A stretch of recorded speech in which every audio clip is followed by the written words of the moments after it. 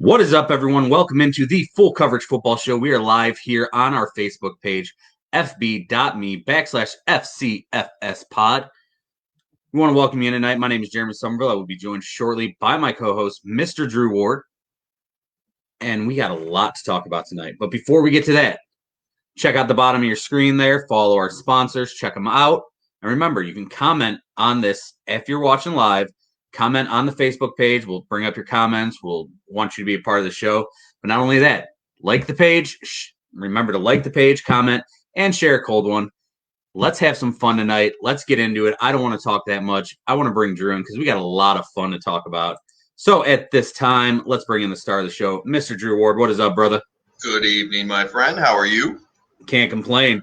I am better than the Washington NFL franchise. Is that what we're going to call them now? What a day, what a week. I mean, we're talking about this Monday. They decide they're going to change the name. Great. We've been talking about that for years. They were going to do it. But now we have breaking news tonight. We're just going to get right into it. The Washington NFL Franchise Bombshell as 15 former female employees allege harassment against Daniel Snyder. We've heard there's other team employees, such as I think their play-by-play guy is one of them, Jay Gruden possibly, who is now with the Jacksonville Jaguars. I mean, there is so much going on. Let me see. It was longtime radio voice Larry Michael, who suddenly retired today. Team director of pro personnel Alex Santos, who was recently fired, and two other names in these allegations. I mean, does this surprise you coming from Washington? I mean, the franchise, the way Daniel Snyder's run it? I mean, there's a lot to unpack here. Yeah, it surprises me. Listen, Daniel Snyder's an idiot, and he's ran this team, and everybody's known that he's ran this team like crap. There's things that came out last year about the whole cheerleader situation. We've seen Jay Gruden and his antics. So it doesn't surprise me that there's stuff going on there, but the level at what's going on with Washington is, it's a little startling. I mean, there's a lot of information out there. What we do know is that the 15, former employees are alleging sexual harassment. And that's where we're at. But listen, the other details about this, we talked, the fact that again, the play-by-play analyst, all of a sudden today was the day that he decided to cut ties. And we talk about, we look at this franchise and kind of where they've been and what they've done. Some of the things, it's damning to an extent. And we also understand that if we back up for a second, the whole changing of the name was based off of pressure from basically the people that own the entire field, right? FedEx Field. So that's where we're at. So that pressure was in there already. But to see some of the things in the way that Washington's handled everything, it's a bad look, man. It's a bad look for Dan Snyder. I honestly don't know there's more and more and more that's going to come out. It's hard to speak on some things because we don't know if they're true or not. But all I know is people have been ramping up what's going on in Washington. And there's more and more that's going to come out. And that's my opinion. And I just think it's a bad look. And I also think Ron Rivera kind of has got tossed into a really poor situation. Ron Rivera, I have tons of respect for. We've talked about it multiple times on this podcast that we thought Washington made a great hire in Ron Rivera. It's difficult for him, but I think he's the guy to handle the job. It's just, there's a lot to unpack with this situation. I think tonight's just the starting point of it. We could certainly come back on here, Thursday, and have a lot much more to unpack. Yeah, I mean, there's so much going on with this right now. And you look at, we talked about the play-by-play guy. This is a guy who supposedly was caught on a hot mic talking about how hot certain female colleagues are. I mean, and it's a college-age intern. This is an older dude. I mean, we know this stuff happens, but in a professional setting, you have to control yourself. I mean, Richard Mann II, who was a former assistant director of pro personnel, sent a text message that he and his colleagues debated whether or not a female employee's breasts had been improved by surgical procedure. I mean, and then these are guys who are sitting 30 feet away from Bruce Allen, who's running the team. You know he's hearing these things, and they do nothing about it. And this is something that goes all the way to the top, and it shows how fucked up and horribly run this franchise really is. And it's starting with Daniel Snyder. And you brought up Ron Rivera. Yes, we've said a million times how good of a hire that was, because you needed to add him in and bring in a guy who's going to be the adult in the room. And he came out and said the biggest thing is we have to move forward from this and make sure everybody understands we have policies that we will follow and that we have an open door policy with no retribution.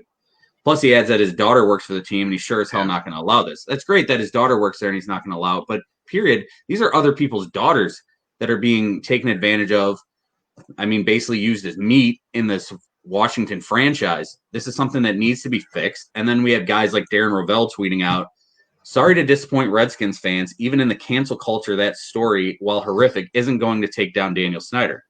It's not cancel culture. It's about being a better person. It's what we've talked about for weeks on this podcast when we've talked about the race relations or changing the name of the franchise. I mean, Darren Rovell's an idiot.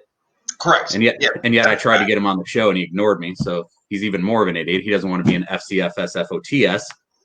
But back to this. I mean, and then we look more into it. Employees in the first place. I mean, I don't give a damn if you're a pizza joint or an NFL team. Mm-hmm. You have to protect your employees, and not only did he allow this to happen, it sounds like he was kind of proactively involved in a lot of these things.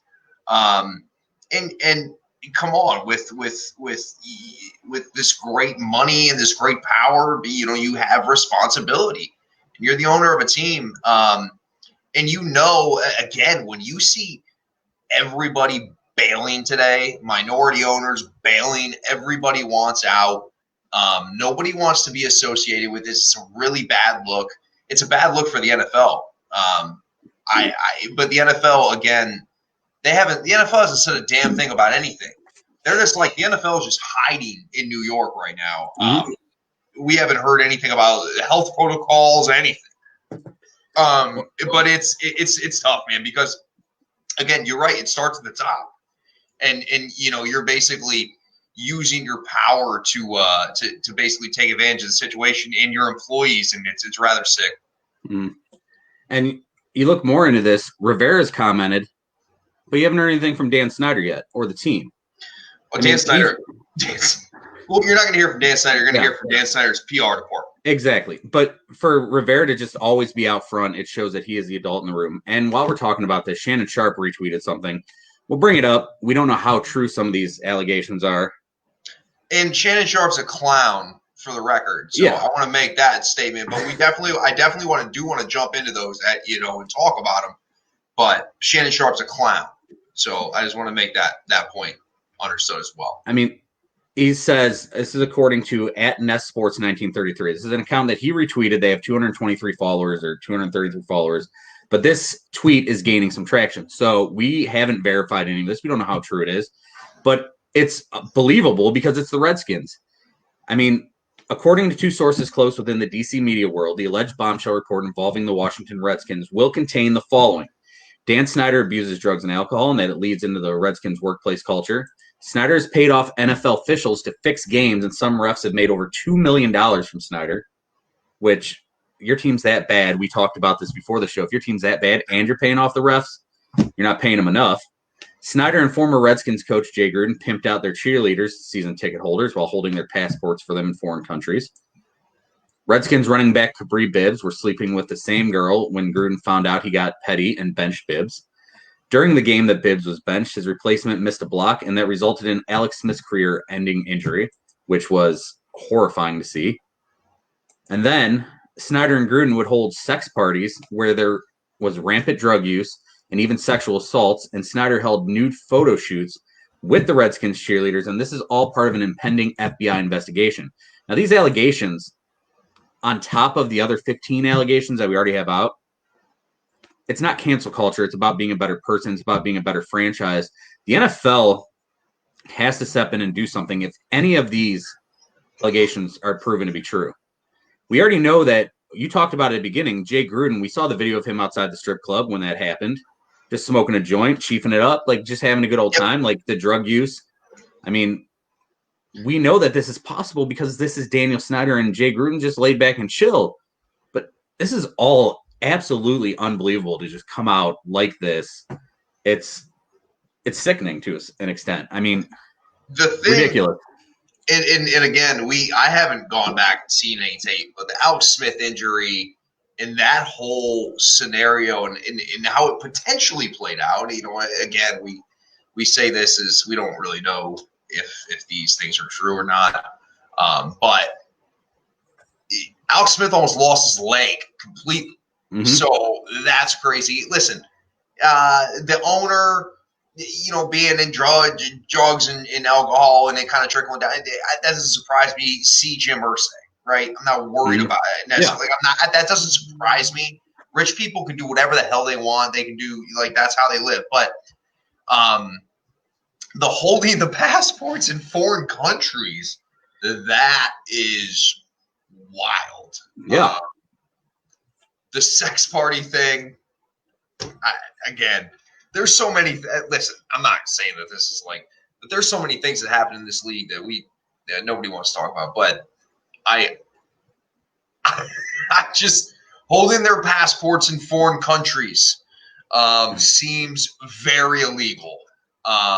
It's kidnapping. Yes, I mean it's those allegations. Well, again, those we cannot confirm nor deny. We're just bringing it up and talking about it. But again, to me, the Alex Smith thing, if there's any truth to that, I don't even know what to say. I mean, that's catastrophic. I mean, Alex Smith's career is pretty much over. We kind of know that at this point. Not only did he almost lose his leg, I mean, there were times where they were worried about the infection taking his life. I mean, I believe if I remember correctly, from watching the ESPN thing, which was actually one of the few good things ESPN has done lately. And we got a comment here. Well, I guess the Browns organization looks good now. No, it really doesn't, because they're run by a guy who is just under scrutiny with the FBI. But I mean, yeah, that's better than I'd rather have guys ripping other people off than all these allegations. But the Redskins, you think Jimmy Haslam's throwing a parade right now? Yeah. I mean, think about that. How soon that was forgotten. Correct. And now no one talks about it. But hopefully that doesn't happen in this situation. Hopefully it's taken care of and we're getting things on the right path. We need The NFL tends to try to push things just under the rug. That's what they do. I mean, think of the amount of people that we've seen in the league that have done violent things that have come back, and the NFL does their best to just kind of push it under the rug until things get out and they're kind of forced to make a decision. And then they just say, hey, Ray Rice, you're suspended 2 games. And they're like, hey, you're suspended forever. Oh, so, we saw a video. Yeah. I mean, so that's where we're at with the NFL. The NFL is not a straight, narrow line.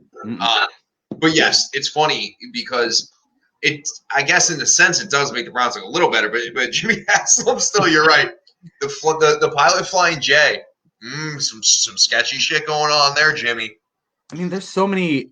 You look at some of these. We had the Robert Kraft last year, the sexual allegations of the massage parlor. He was getting the happy endings. You brought up Jim Irsay. I mean, Jim these Irsay owners got arrested with $100,000 worth of pills and shit in his glove box. Now, Robert Kraft, he was just doing. I mean, listen, Robert Kraft's an old man. I'm actually not overly shocked of it. No, but we're in 2019, 2020. My man was. He was dragged for that. That's rough. It's a rough look for Mr. Kraft. Out of all of them, I mean, yeah, he probably the least harmful to everyone else. But this NFL, they're fine until it comes out and you're taking money away from them. And we always talk about it, how it's when you start taking away the green, that's the color they really care about. NFL needs to come out. They need to do something about this. They need to get ahead of this rather than just, we're going to wait and see what happens. Stop doing that. Get the information. You're the NFL. You know you can get this information in no time. You have enough people who work for you who can get all the information you need. That's what they need to finally do that. And I know they won't. And I'm with you.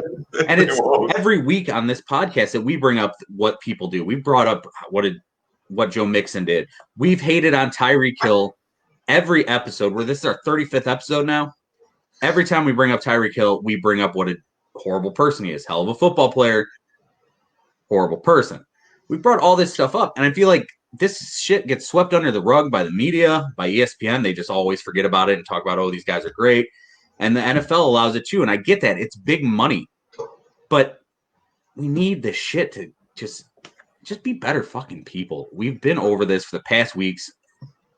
NFL, do something about Dan Snyder now. We knew this was happening. We knew it was likely to be happening. And you got anything else to say on this before we move on to our next subjects? I'm sure we will next week. Yeah, we absolutely will. I'm sure. Something tells me this is not the end. I mean, we're definitely going to bring up the Washington franchise next week because we will have a guest on next week. Let me make sure I get his name correctly here. Let me go into my notes. We have author Daniel Kelly, who is a Jets scout and has been a lifetime fan of the Washington franchise. He will join the show to talk about his book, Whatever It Takes, at 9:20 next Thursday. So stay tuned for that. And we will definitely bring that up. And also a shout out to FCFS FOTS Alex Simpson, who will be on the show in the future here. He's the one who actually brought my eye to this. He started talking about it early this morning, like even I think it was 1:32 a.m., about the bombshell that was going to come out about the Washington franchise. So, friends of the show, thank you for being there. Too many with the Washington franchise connection. And with that, let's get into the real show here. And we're going to sweep it under the rug for now, but we'll be back to it next week. Let's go around the NFL. This week, Derrick Henry, Myles Garrett, them boys got paid. Derrick Henry signs a 4-year deal, $25.5 million guaranteed, gets $50 million total. Just before the franchise tender deadline happened, this surprised you that a running back in this era where the devalued running back is the big talk everywhere got $12.5 million for the next 4 years annual average value? I hate it, but I always hate it. But excuse me, in this particular sense, Derrick Henry's kind of at this point the team. It's Derrick Henry, then it's Ryan Tannehill. Now, Derrick Henry's basically fielding a team himself. Not the same player as Christian McCaffrey, but at times last year it felt like Christian McCaffrey was like the entire team, which he pretty much was. I typically hate paying a running back, but if you're going to be a dumbass enough team to pay Ryan Tannehill stupid money, why the hell not pay Derrick Henry money? 4 years, $118 million for Tannehill. Yeah, and listen, Derrick Henry, while I love him, I mean, he's in 4 years, he's going to have a lot of tread on those tires. I mean, he's going to be worked. He's not going to have a lot of tread on those tires. Excuse me. He's going to be absolutely worked. I mean, again, I don't like any deal with the running back paying him that kind of money because we know they're kind of, I want to say you can find them easily, but I mean, it seems they're expendable in this era. They certainly are. They certainly are. And some guys are going to get paid, and some guys already get paid. I think Derrick Henry certainly deserves to get paid, especially with what he brings to the team. So I'm not upset with that deal. But at the same time, man, you always think twice when you're paying a running back that kind of money. And in 4 years, is Derrick Henry didn't just come in the league last year. I mean, last year was really the first year where he was the full-time back. He split a lot of carries his first couple of years. So once Tannehill came on for Mariota, and yeah, he was better than Marcus Mariota. That's not saying much. Tannehill was good enough to get an extension, but the money he got, absolutely insane, $118 million. And we'll talk about the Titans more coming up. But for them to want to run their football team the way they got to the AFC Championship game last year, they need Derrick Henry. And I'm with you. I'm not a big fan of deals lately for running backs. But if you're going to give it to anyone, Derrick Henry was the guy. Christian McCaffrey, I believe, will get it. Joe Mixon will probably get a deal. I think Nick Chubb will get one more deal. And then it starts going downhill from there. But, I mean, they had to at least extend him for a couple years, 4 years. And the $12.5 million, it fits perfectly within their salary cap system. They're going to feed this guy, probably get 2 good years out of him because they're going to give him the ball 400 times almost a year at this point because it's the only way they're going to win.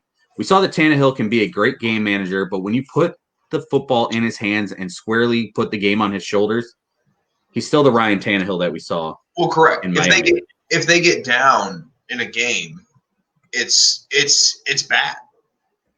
Absolutely. And we saw that happen with so many teams who play that way. And yeah, absolutely, ground and pound and play defense. That's what they're going to do. It's a Mike Vrabel system, and it's going to work. We'll talk more about the Titans coming up. So let's get on to the defensive player who became the highest paid defensive player ever. 5 years, $125 million with $100 million guaranteed for Myles Garrett. Myles Garrett, 3 years into the league, still just 24 years old. Is this too much money for Myles Garrett at this point in his career, or is this a deserved contract in your opinion? Yep, deserved 100%. It's not too much at all. I mean, Myles Garrett's top 5 pass rusher in the league.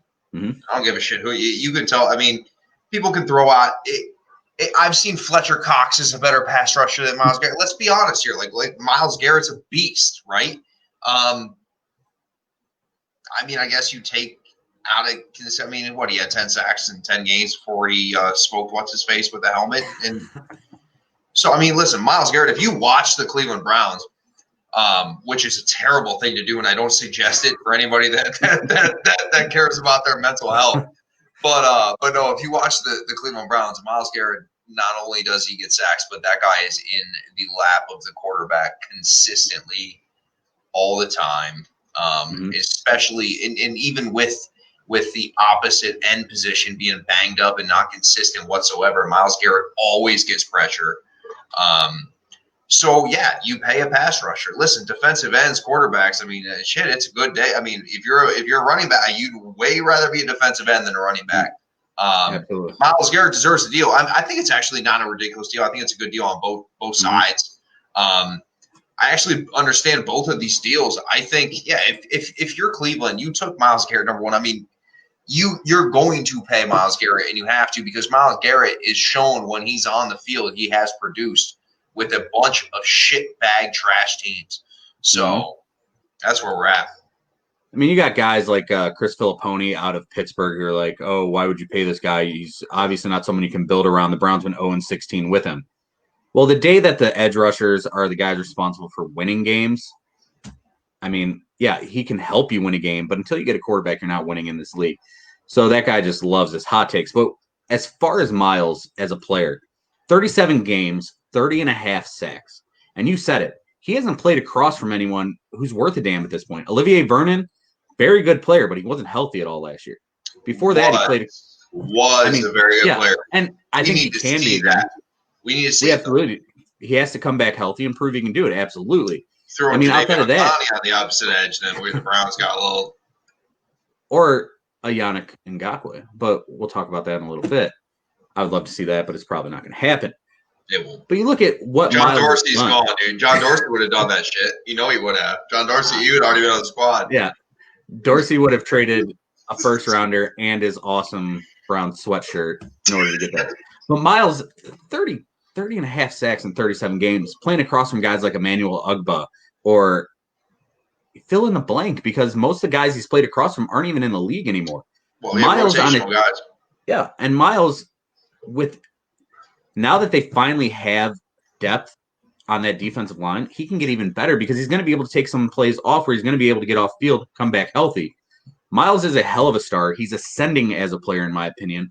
5 years, $125 million at this point is going to be a bargain come the future. And once he figures out how to play in the NFL, once it's less about his raw talent and raw skill, and he's really figuring out exactly how to become a pass rusher in the Khalil Mack mode, it's going to be scary how good this kid is. His first step is faster than anyone else in the NFL, and I unfortunately have to watch Browns games as a fan, and it sucks, but watching Myles is an absolute joy. But for Myles, the way you look at this contract, it's 12.7% of what the current NFL salary cap is. The Khalil Mack deal, which is for less money annual average value, was actually for 14%. So the Browns actually are getting a solid deal. It's a good deal for them. And I think Myles will actually outplay this deal, which doesn't happen very much in the NFL. So absolutely. I mean, they had to do it. Great. Myles wanted to stay in Cleveland. I'm all for it. But these guys got paid.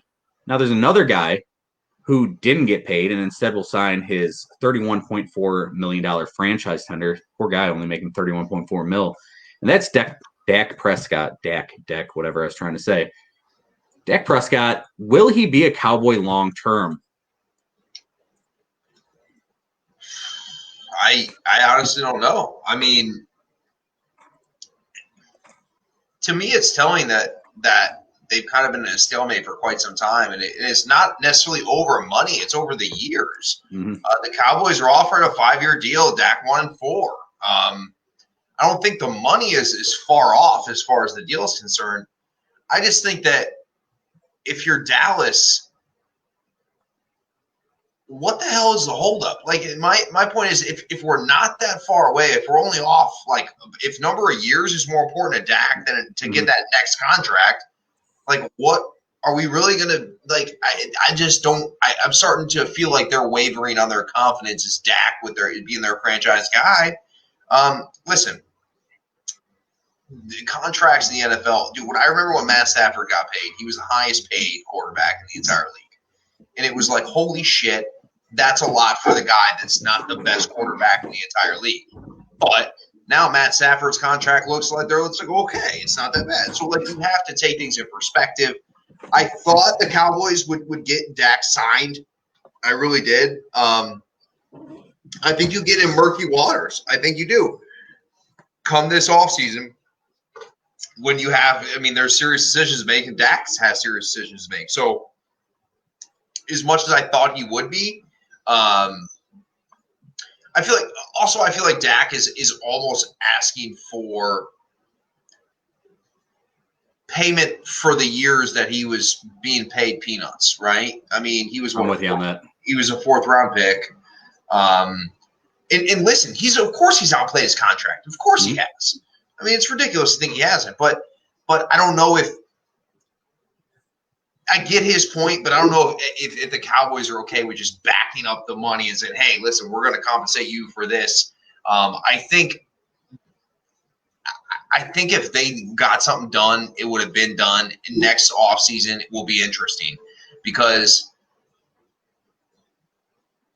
if they go 10-6 and make the playoffs, then what Dak Prescott is in a very good situation. If Dak Prescott has a great year, they go 11-5, and they win a playoff game, then the Cowboys are in a place where they almost screwed themselves. You played yourself. Damn right they have. I mean, look at what Dak's done. 64 games in his career, 40-24 record, almost 16,000 pass yards, 97 touchdowns, 36 interceptions. When we started this podcast last year, we said we didn't know how good Dak really was. Was he just a game manager? Was he a guy who could win you football games? I think last year he proved that he was good enough to win football games. And for them not to get this deal done is surprising because, based on what the salary cap is going to be and what they have coming up, if they have to franchise him next year, that's almost a $40 million franchise fee they're going to have to pay. Or else they're going to end up losing this guy. And, yeah, they signed Andy Dalton. Andy Dalton's a game manager. But this team is set up to win now. Dude, could you imagine Jason Garrett and Andy Dalton?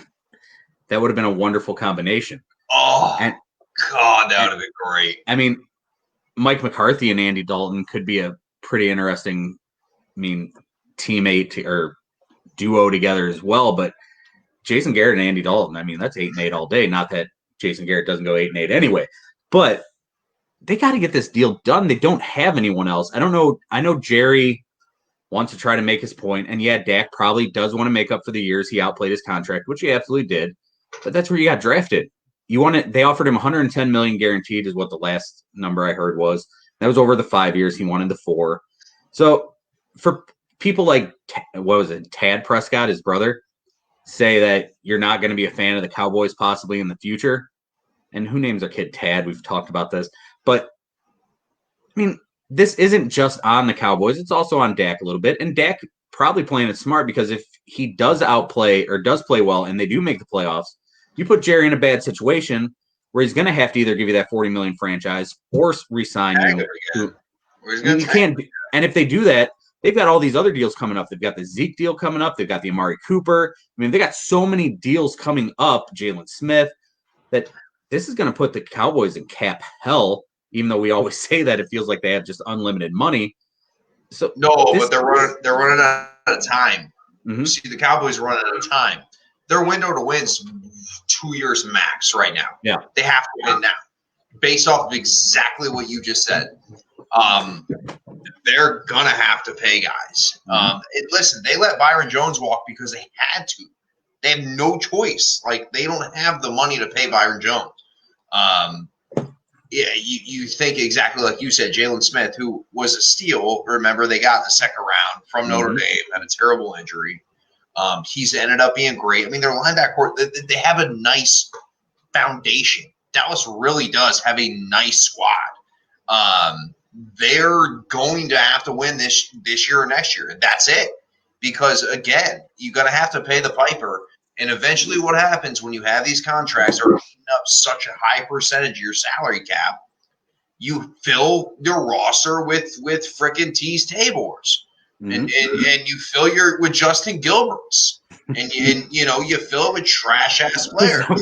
Please don't bring up Justin Gilbert. You just ruined my night. Sorry, man. But that's the bottom line. I mean, you have to. So again, and we talk about this all the time. The NFL is so interesting to me with the rookie deal on the quarterback and winning on the. It's crazy, and I also different subject for different day. How does the salary cap fluctuate with circumstances in the world at this point? And there's talk that Bleacher Report just came out that said the NFL wants $40 million salary cap cut for this season, possibly. So that's going to change things majorly for guys who are still free agents. And for the Cowboys, it looks like 2022 is going to be a reset year. You said 2 years, and I had it written down here. 2022 could be a reset year for this team.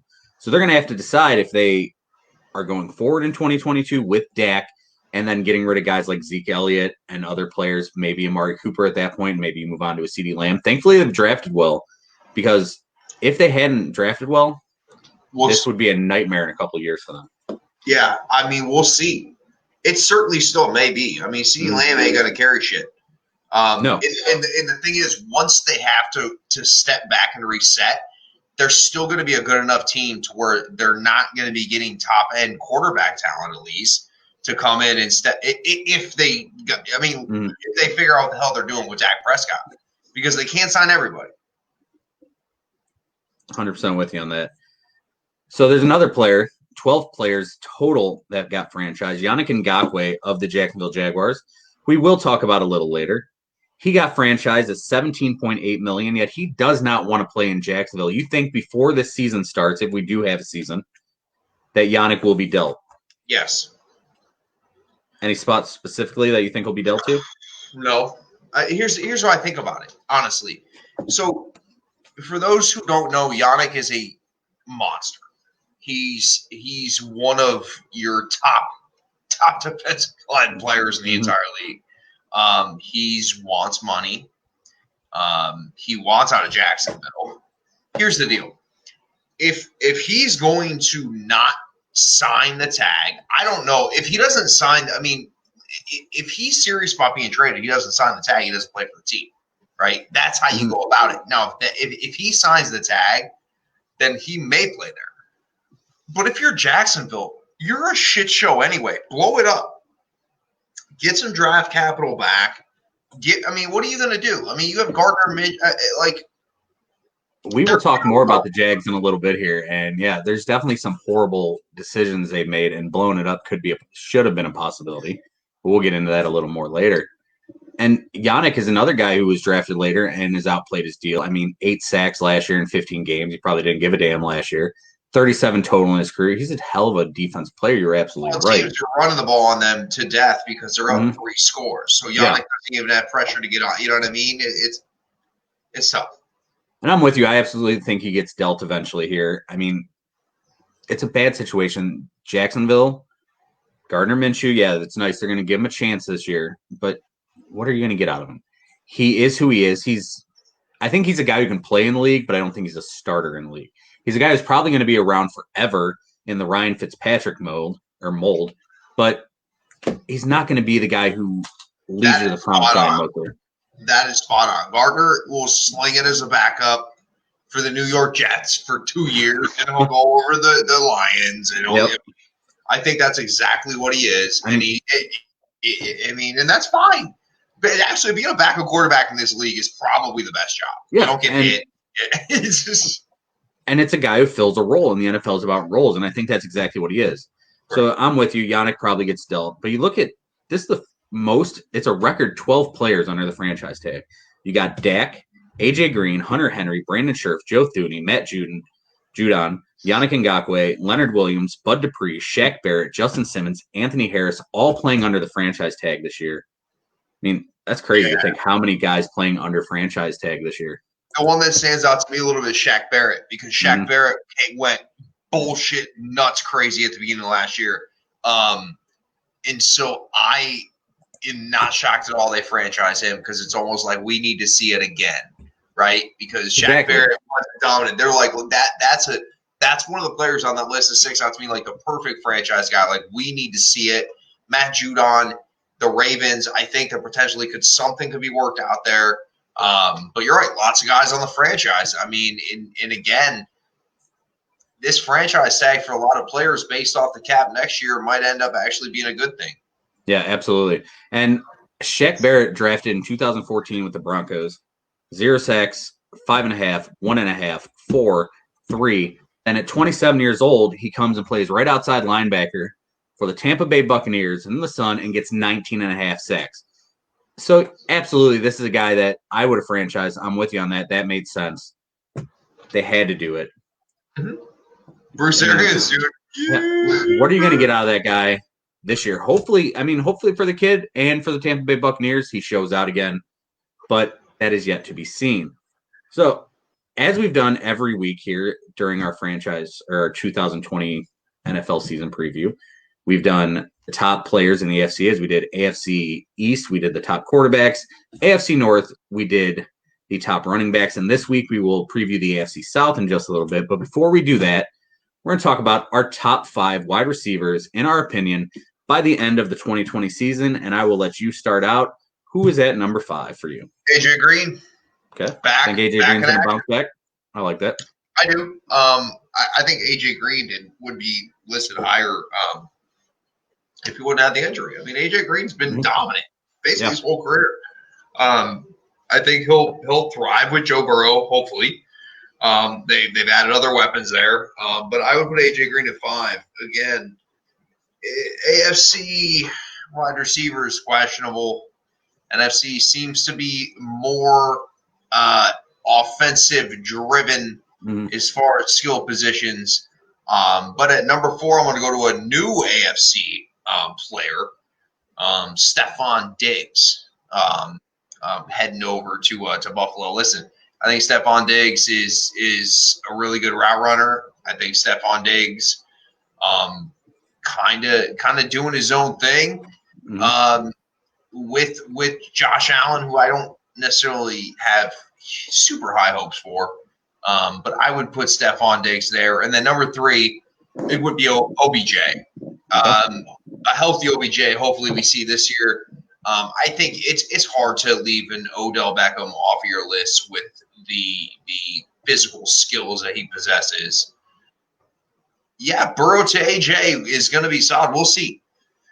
That team's got a lot of issues. That offensive line still has issues. As we talked about last week. Yeah, I mean, I hope so. I hope Joe Burrow to AJ Green, something fun.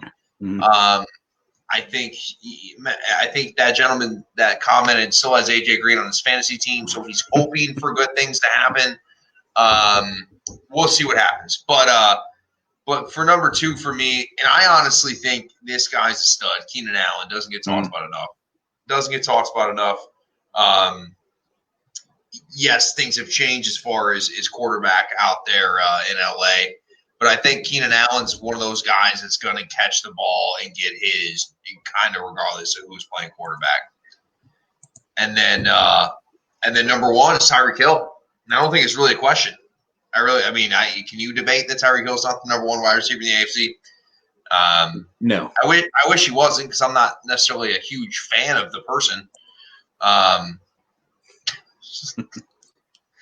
That's fine. But yeah, Tyreek Hill is probably the best, and it helps to have the best quarterback in not only the AFC but the league. I mean, my list is similar to yours. I actually had Stephon Diggs at number 6 when I finished this list, and that's mainly because I don't trust Josh Allen. And we'll see. We'll see how that ball's moved around. We'll see how they use him. And Stephon Diggs, hell of a football player, should be in the top 5. However, at number 5, I got Juju Smith-Schuster because I think having Ben Roethlisberger back and Deontay Johnson coming on late last year, along with James Washington, the addition of Chase Claypool, I think Juju's going to finally get back to the Juju we saw his first couple years. And Ben Roethlisberger. Yep, Roethlisberger is the key. At number 4, I've got A.J. Green because I think Burrow is going to really count on him because A.J. Green, even if he's not the speedster he used to be, A.J. Green is a hell of a route runner, and he gets open. So he'll make catches. He may not go off for, 1,600 yards. He's going to make plays. At number 3, this was tough. And I put Keenan Allen at number 3. I think Keenan Allen is a hell of a football player and should be higher on this list. But I've seen Tyrod Taylor throw a football. And yeah, I might be a homer because at number 2, no, I was going to say I got Landry and OBJ at 1 and 2, but I don't. Jarvis Landry is a top 10 wide receiver in the league. He puts up numbers. I like him. He's got great hands, but you can ask for Landry. He's a top 10 guy in the AFC.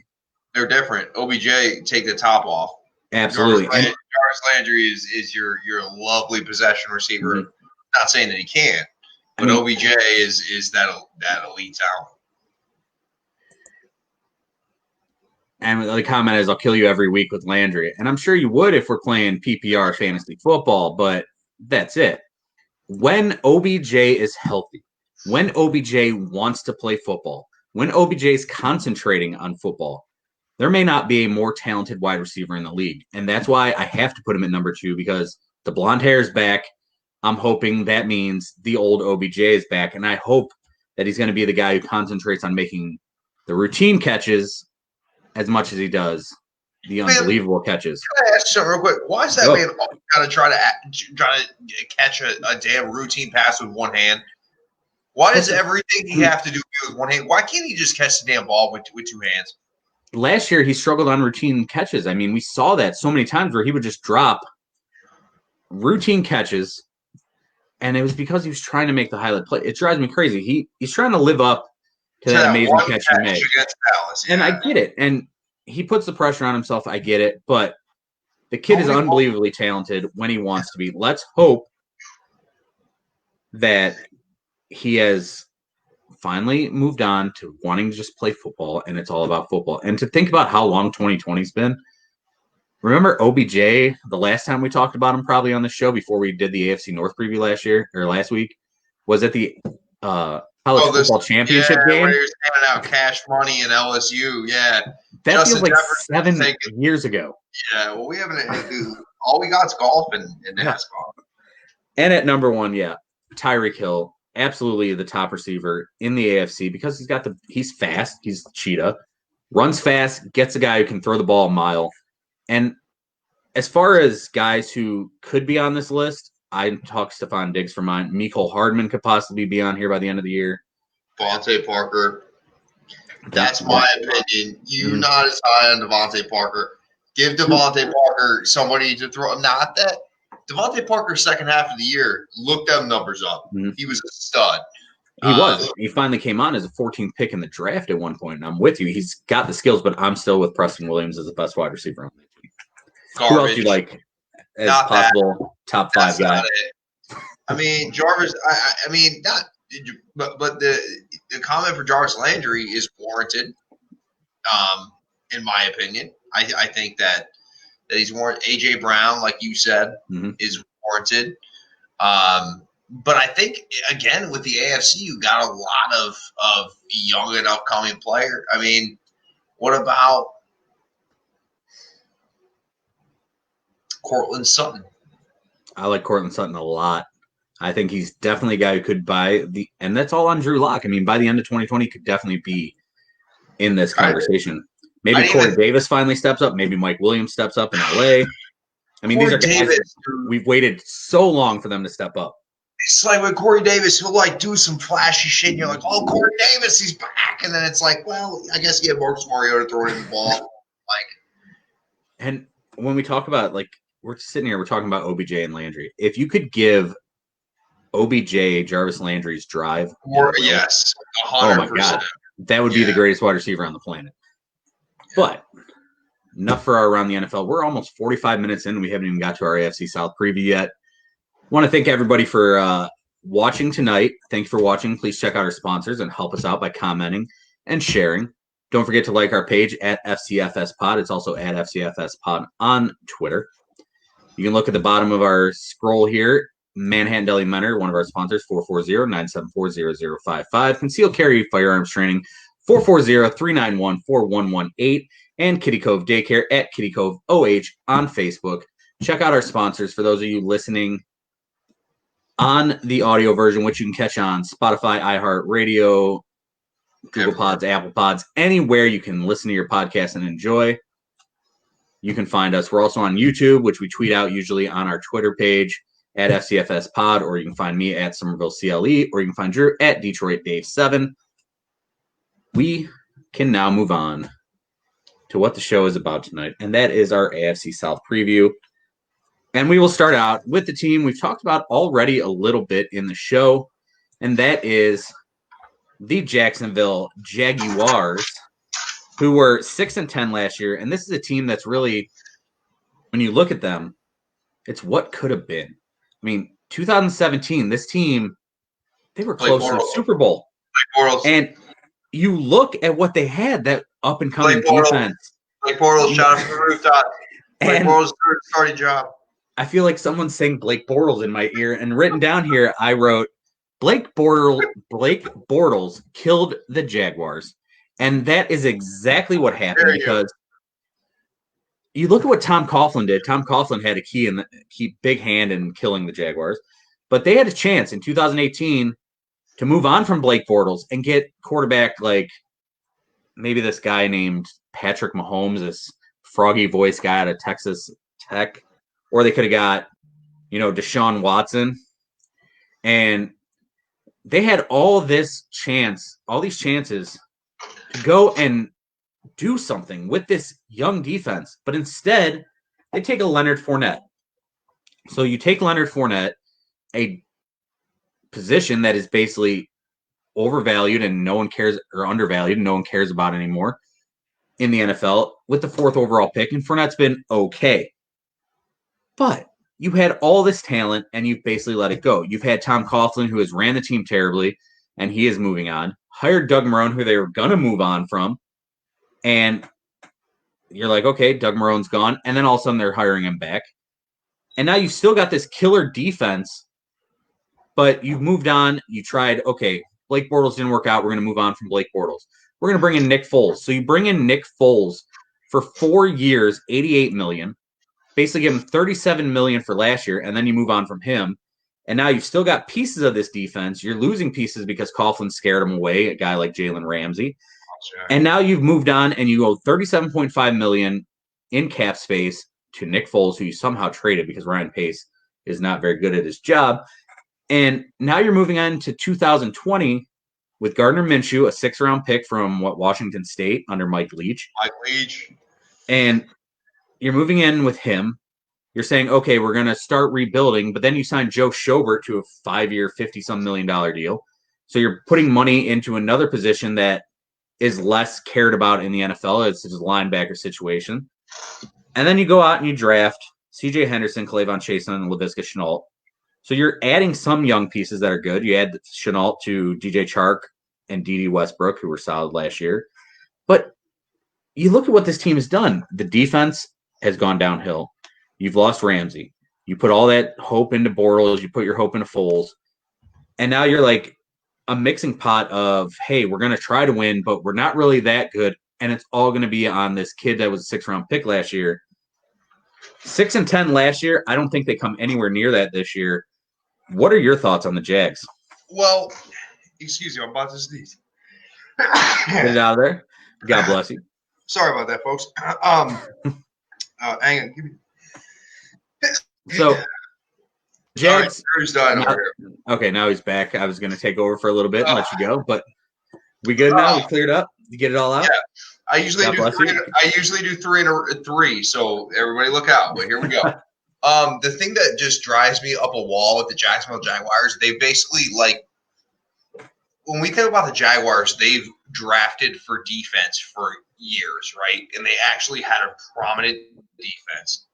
And then basically what happens is you trade Jalen Ramsey and you just let everybody go, and you got Yannick who wants to go. And then what you do is you turn around and you start drafting defense again, and you're basically – the thing is with Jacksonville, it's like they're doing the same thing again. It's like you're missing the boat here. I feel like they're just trying to replace pieces of elite players that they had before, and it's still the same bullshit makeup on a pig ass fucking offense. That's as simple as this. The offense is trash. Get an offensive player. The Jags should have been proactively trying to move up to get a quarterback this year. And I listen, Gardner Minshew's great, whatever, blah blah blah. He's not good. He's fine. But to me, it's like that defense they had. The defense they had clearly brought them to play the Patriots in the AFC Championship game, right? So for me personally, it's like, I look at them and it's like, yeah, I actually like C.J. Henderson and Clavon Chase on where they got them in the draft. But, like, what are you doing? And DJ Chark's a nice player, and you have D.D. Westbrook when he's healthy. He's nice. I mean, Leonard Fournette, you can hand the ball off to, but that offense is not good. And here's the other thing is, what did you do to help a guy like Gardner Minshew, who is not necessarily talented enough to thrive at the position on his own ability? What have you done to surround him with anybody in this draft to help improve the offense? At the end of the day, they got to score points. I'm with you. Laviska Shenault, nice addition. They do have some talent on the offensive side, but it all comes back to the whole mistake of ever drafting Leonard Fournette over the quarterbacks they could have had, which would have changed his franchise. I'm telling you right now that if they take Pat Mahomes at 4 or Deshaun Watson at 4, rather than Leonard Fournette, this team has already won a Super Bowl. I would almost say with 60% certainty that would have happened because that's how good that defense was at that time. But they decided not to. So now you come back and you're going to try to trot Leonard Fournette out there. And Fournette, he's okay. He can get you yards, but for the most part, it's 2 yards, 2 yards, 2 yards, and then eventually he might break one for 80. In Leonard's defense, though, the passing game doesn't scare anybody. No, and I get that, and they've got the wide receivers to do it. They're stacked boxes. But I feel like if they would have brought in someone who's more dynamic as a running back, it could have helped them out at least somewhat, because I feel like Leonard Fournette is just straight ahead, bang, bang, bang. That's all he's got. Like, he's Derrick Henry light, but not as good. And this team, they had chances. Their over-under this year is 4.5. I am going with the under. I think this is a 3-13 football team at the end of the day. What say you, sir? I'll take under 2. I have been 4-12. Nice. I have been 4-12. And, who's winning the Memorial? That comment? Tony Finau right now. Tony Finau. The long-hitting Tony Finau. Nice. We always get we always seem to get a little golf talk in somehow. And now we'll move on to the Indianapolis Colts, 7-9 last year. This is a team that they've got talent all across the board, but Jacoby Brissett was just okay. So you brought in Phillip Rivers, 1 year, $25 million deal. You traded your first-round pick for DeForest Buckner, who now joins Darius Leonard and Justin Houston. I mean, you drafted Michael Pittman, Jonathan Taylor. You've got Jack Doyle, and if T.Y. Hilton's healthy, you've got a wideout to go with. Yeah, Jack Doyle rules. And now with Phillip, he's got an offensive line. I think that offensive line is very good. Phillip's got a chance to really do something with this team. The Colts, 7-9 last year. I think this is a team that can definitely be on the up coming this year. What do you think about the Colts in 2020? I actually really like, just to say generally, I like this division. Outside of Jacksonville, I think Jacksonville's shit. I like the Colts a lot. I really do. I love the draft. Michael Pittman, Jonathan Taylor. I think the ability to put Jonathan Taylor back there with Marlon Mack, what they can do with the running game. Yes, you'd like a healthy T.Y. Hilton. They got Eric Ebron the hell out of there. That guy's a cancer. He ruins all kinds of teams. Jack Doyle does rule. Just in case anybody didn't know, I actually like Indianapolis and what they've done. They drafted Jacob Eason.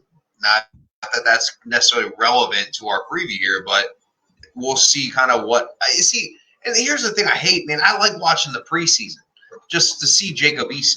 Like, you know what I mean? Like, it's things like that. But I actually expect big things from the Colts this year. I think they've definitely improved. I think they had a wonderful draft. I think that addition of Jonathan Taylor and a quarterback that can actually is somewhat competent. That's what I wrote. Yeah. That's somewhat competent. I mean, listen, with all due respect to Jacoby Brissett, I think he's at the top tier of second-tier quarterbacks, like backup quarterbacks. You know what I mean? Yeah. I think that's where he stands. I think Phillip Rivers still has some in the tank. And I think if you have a healthy T.Y. Hilton, I expect them to do good things. I have them going 10-6. Yeah, they definitely – I mean, if Phillip ends up getting hurt or does falter, Jacoby Brissett is definitely a guy who can step in and help out. 10-6, their over-under is 9, so you're taking the over there. Mm-hmm. They actually have the highest win projection for the entire division at 9. And I think if all things go right, they could win 11 games. And I also had them at 10-6, so I'm also taking the over. So here we go once again with just agreeing. We'll see how far this goes.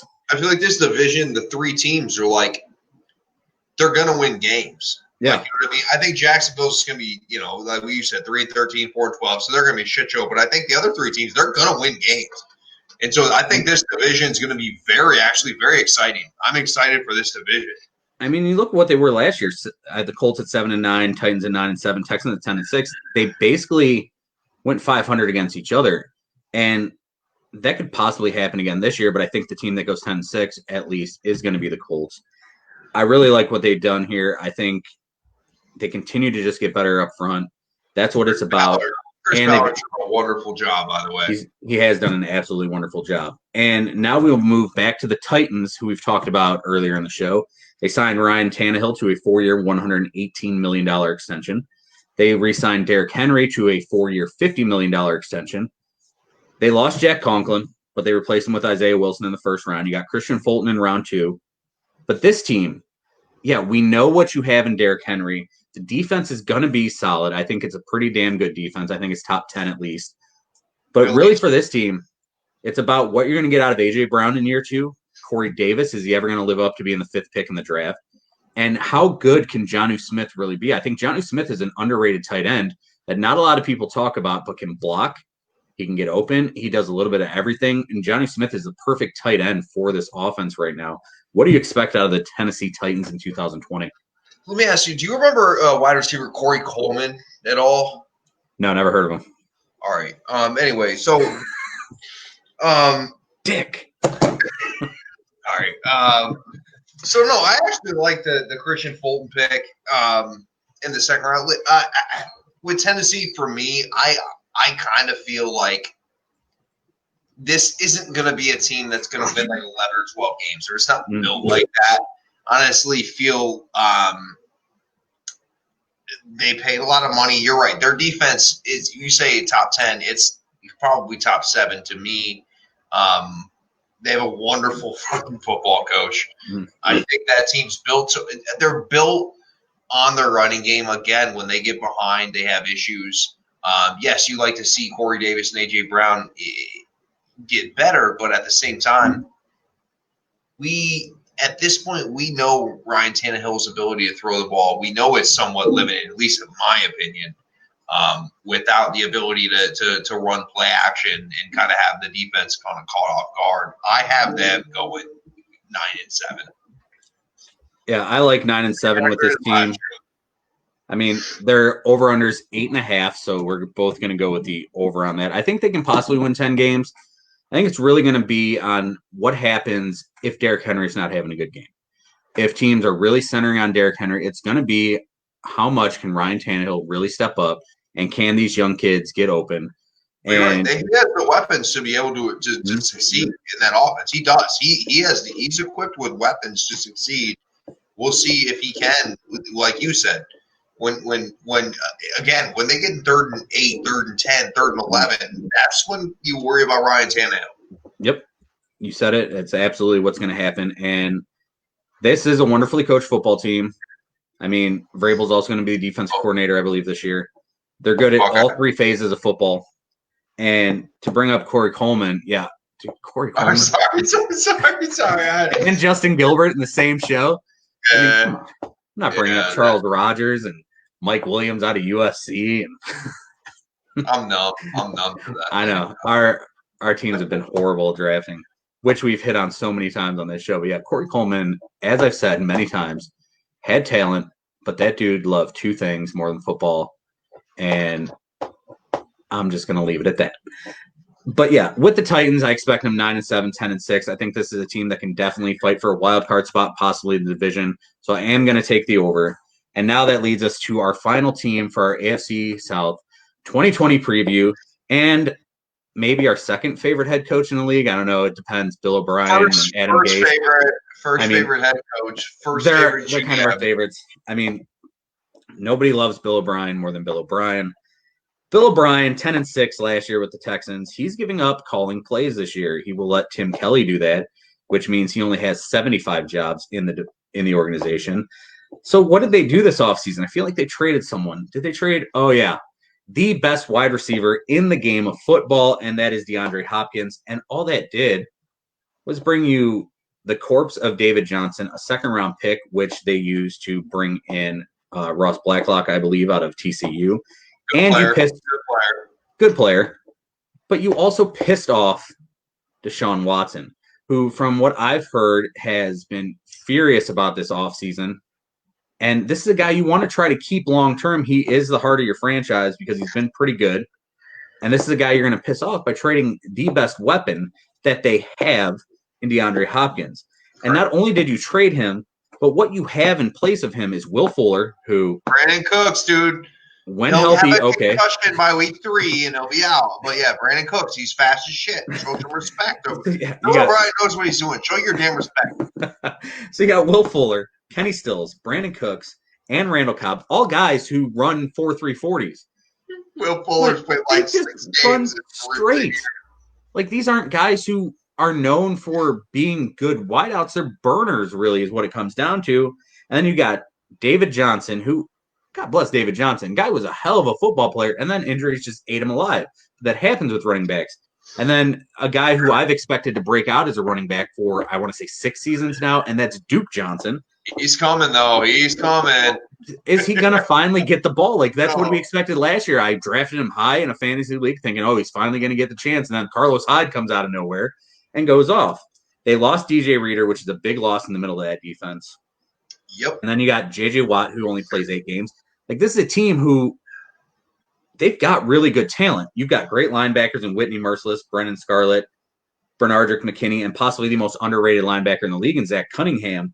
Defensively, there's no issues. There's not. If you're not getting more than 8 games out of TJ Watt, if you're not getting more than 6 games out of Will Fuller, if Brandon Cooks bumps his head getting out of bed, he's out for the season. I mean, what do you expect from the Texans in 2020? I think Deshaun Watson's really good. I also think, let me ask you this. Did you see where DeAndre Hopkins kind of like,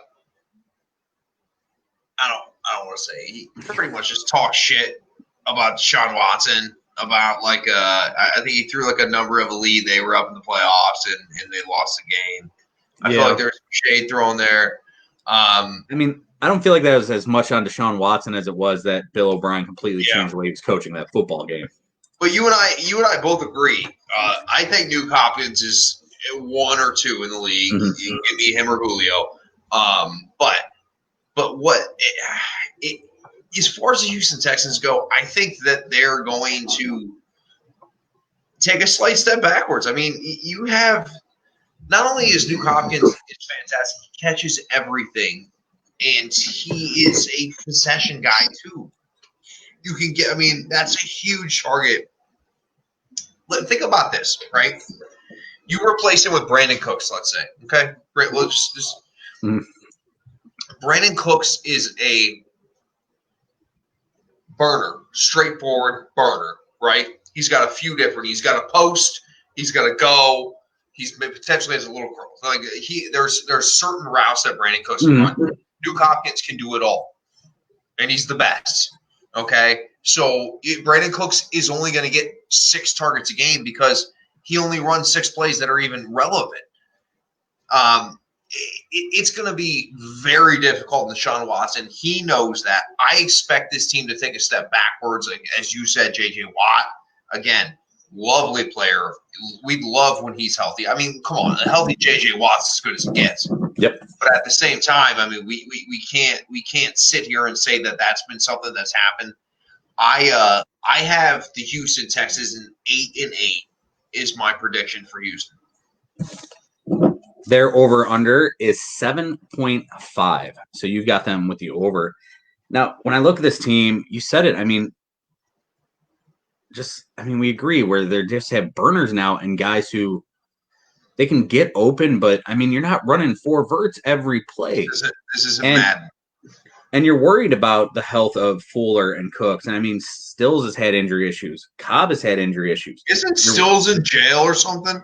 He did get out of jail, and I mean he was peacefully protesting for the justice for Breonna Taylor, I guess, and he got arrested, and it's been all over Twitter with that. But we've kind of stopped talking about that stuff for a little bit to try to talk more about sexual allegations with the Washington franchise. We upgraded sexual allegations. Yeah, I mean that's why the end of the show, like we start out and then we just like let's just talk football, and I feel like we need to somehow get a better segue into it, but we just eventually hit the wall where we're like, let's just move on.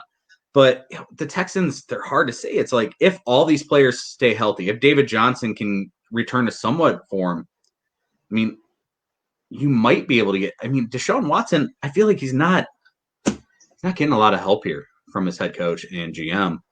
And Deshaun Watson is going to win games on his own, and he will. That. It's just not going to be that. I mean, yeah, you've spent money to upgrade the offensive line, but this is a guy in Deshaun Watson who holds the ball so long, trying to make the extra play. What is he going to do now with a first-year offensive play caller and Tim Kelly? Like, is he going to trust this guy to call the plays? Is he going to go with it? And is he going to hit his foot into the ground once he gets that last step of his drop and just let go of the football? Because that's what he's going to have to do with these guys, because these are yak guys more so than anything. And for this team, they were 10-6 last year. They're not going 10-6. I mean, they're not. And I love Deshaun Watson. They're not going 10-6. I think the Colts are going to be way better. I think the Titans are going to be about the same. So I've got to put the Texans, because I don't trust them to stay healthy all around, at 7-9. I'm taking the under on this one. And so, that's when that's when we're right there. But no, I don't know why you would trust him to stay healthy. I mean, Will Fuller's ass is hurt every goddamn play. Why the hell would you trust him to stay healthy? And when he's on the field, last year, he's a touchdown machine. 14 catches, like 211 yards and 3 touchdowns in one game, and then did nothing the rest of the year. Yeah. Brandon Cooks, who had all the opportunities to be great in multiple spots. He's been in great spots. I mean, New Orleans. New Orleans and the Rams. Played with Tom Brady in New England. He went for the Rams. He's played in great offensive systems, and his injuries have just – I mean, I think the kid's only 26 still. He's still super young. But he's like over and over again. 5'9", and he's just a speedster. Like, that's his role. Like, and that role is great in some circumstances, right? Like, that role is great with a Nuke Hopkins on the other side. Like, you have to have players that complement each other. And, I mean, that's probably going to be it for our AFC South 2020 preview. Next week, we're going to talk AFC West. We do have Daniel Kelly coming on to talk about his book, Whatever It Takes, at 9:20. So we'll have that also. And before we get out of here tonight, we will finish with a golf question here. Hey, Drew, can Finn win a tourney, or do I take Woodland? If he's referring to Tony Finau, he's has 0 PGA Tour wins. Gary Woodland, I would not take Gary Woodland either. There you go. There's our golf talk for the night. Anything else you want to talk football before we get out of here? We'll see, man. The NFL has to step up and say something at some point here, and hopefully next Thursday we can talk about it. But they gotta say something, right? They have to. I would think. We would hope so. So what we've learned tonight is that O'Doyle rules, so does Jack Doyle. The Redskins, or the artist formerly known as the Redskins, are a mess. The AFC South is a good division outside of the Jacksonville Jags. And yeah, the NFL needs to do something. And yes, Tiger Woods. Tiger Woods is a good golfer. You ever heard of the guy? So Tiger Woods, yeah. I wouldn't. I'll tell you what, Tiger Woods has a good enough shot as anybody to win this week. He has a better shot than Tony Finau, and I love Tony Finau. But Tiger Woods, you know how many he has Memorial Tournaments wins he has? How many? 2, 3, 4, 5. 5 of them, if I counted correctly. And for those of you listening, Drew showed 5 fingers. He has all 5 of them. 5 wins at the Memorial for Tiger Woods. And we are at almost an hour and 10 minutes tonight. Not bad, considering we spent about 45 minutes talking around the NFL and the artist formerly known as the Redskins. Next week, we come back, Daniel Kelly with his book, Whatever It Takes, at 9:20. We will preview the AFC West and finish up our AFC previews. We will talk about the top 5 defenders, in our opinion, in the AFC, which is going to be pretty difficult because the AFC's got some damn good defenders. And then, let's see, 3 weeks from tonight, I believe it'll be, we will start our NFC previews because we are off the final week of July. And let's get into it. We are coming up. Hopefully, we will have football come the fall here. We will. Shut your mouth. And before we get out of here tonight, remember, we are live here on Facebook every Thursday night from 9 to 10 p.m.-ish. Check us out on our Facebook page, fb.me/FCFSpod. The audio version available on Spotify, Apple Pods, Google Pods, iHeartRadio, and Anchor.fm. You can find us on YouTube. Basically, if you have any connection to the internet, you can find our show. Check out our sponsors, Manhattan Deli Menor, Concealed Carry Firearms Training, and Kitty Cove Daycare. Thank you for watching. Thank you for commenting. Remember to like our page and share a cold one with the boys. And before we get out of here, as always, remember, go ahead. You got something to say? Yep. Chris, if you're betting, take Patrick Cantley. Farewell. There we go. That is the closest thing we've got towards wagers. Once again, we get a little bit of a sneak peek toward what you can expect from the fall. And we do have to still figure out exactly what your record was last year. It was good. It was very good. It's going to be the same this year. So we will get back into awards wagers coming up once football comes back. And as always, remember, if you live the life you love, you'll love the life you live. Good night, kids.